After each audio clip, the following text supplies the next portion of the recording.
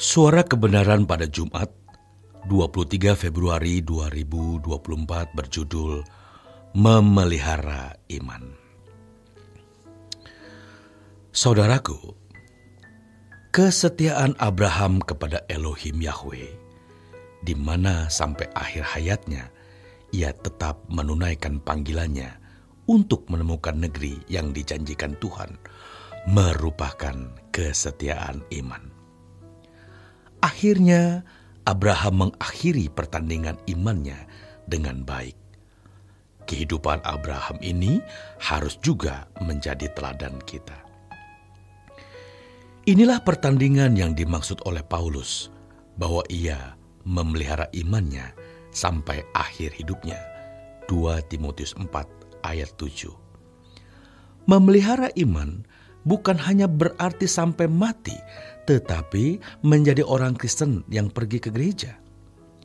Pertandingan iman atau yang sama dengan perlombaan yang diwajibkan bagi kita adalah berusaha mengerti apa yang Tuhan kehendaki secara pribadi dan melakukannya.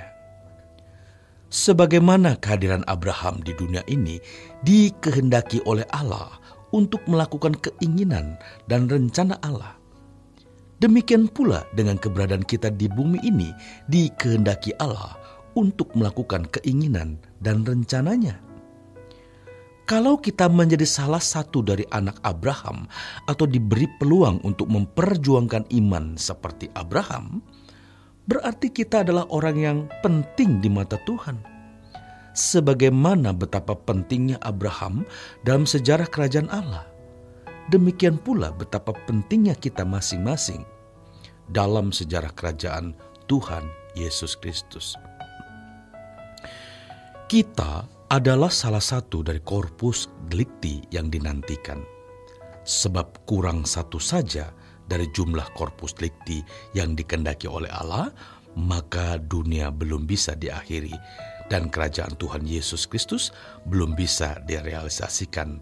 Wahyu 6 ayat ke-11, 2 Petrus 3 ayat 12. Oleh sebab itu, kita harus terus berjuang untuk melakukan kehendak Tuhan dan memenuhi rencananya. Iblis akan berusaha agar kehadiran kerajaan Tuhan tidak bisa terrealisir.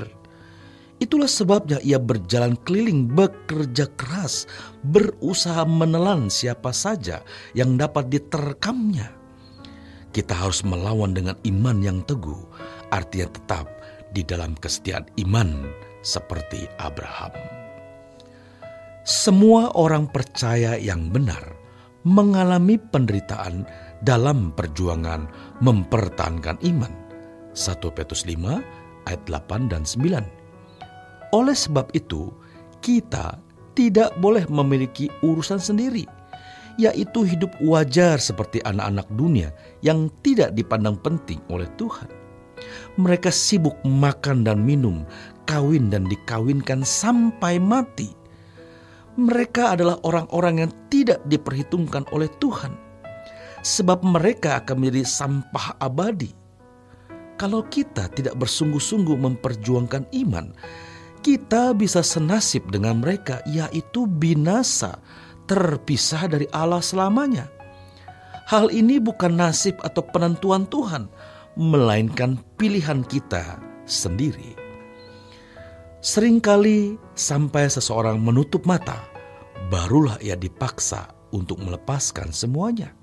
Harta, pangkat, kehormatan, gelar, keluarga, kerabat, dan semua teman. Orang yang dipaksa melepaskan miliknya adalah orang yang tidak kaya di hadapan Tuhan. Sejatinya, kita harus bisa melepaskannya sebelum kita menutup mata. Artinya keterikatan kita dengan apapun dan siapapun tidak melebihi keterikatan kita dengan Tuhan. Jangan sampai pada momen tertentu Tuhan memandang seseorang tidak akan bisa setia.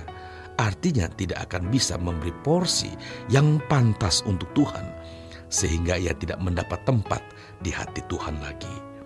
Inilah yang firman Tuhan ibaratkan dengan menukar hak kesulungan dengan semangkuk makanan. Ibrani 12 ayat 16 dan 17. Percabulan yang dimaksud dalam teks ini adalah percabulan rohani. Percabulan rohani dalam waktu lama akan menutup pintu kesempatan menjadi kekasih Tuhan. Orang-orang ini dilukiskan seperti istri Lot yang menoleh ke belakang, sehingga yang tidak pernah mendapat kesempatan mengalami keselamatan. Bukan Tuhan tidak mampu menyelamatkannya, melainkan ia telah menolak usaha Tuhan menyelamatkannya. Oleh sebab itu, kita harus segera melepaskan diri dari milik kita. Lukas 14 ayat 33. Melepaskan diri dari milik akan ditandai dengan keinginan yang pudar terhadap keindahan dunia. Tidak lagi mengingini kehormatan, pujian, dan sanjungan manusia, serta tidak lagi ada keinginan dicintai orang sesuai dengan seleranya. Semakin seseorang memiliki diri sendiri, maka semakin ia tidak kaya di hadapan Tuhan. Sebaliknya, semakin seseorang melepaskan keberhakan dirinya, maka semakin ia kaya di hadapan Tuhan.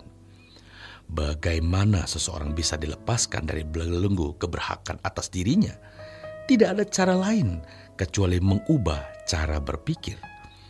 Oleh sebab itu, perlu proses belajar kebenaran firman Tuhan yang benar-benar serius. Hal ini sangat menentukan pertumbuhan kedewasaan. Melepaskan diri dari milik dimulai dari menyediakan ruang, waktu, pikiran, dan tenaga yang khusus untuk Tuhan setiap hari, yaitu dengan belajar kebenaran firman Tuhan dan jam doa. Maka Tuhan akan mengajarkan bagaimana melepaskan atau mengembalikan segenap hak hidup bagi Tuhan.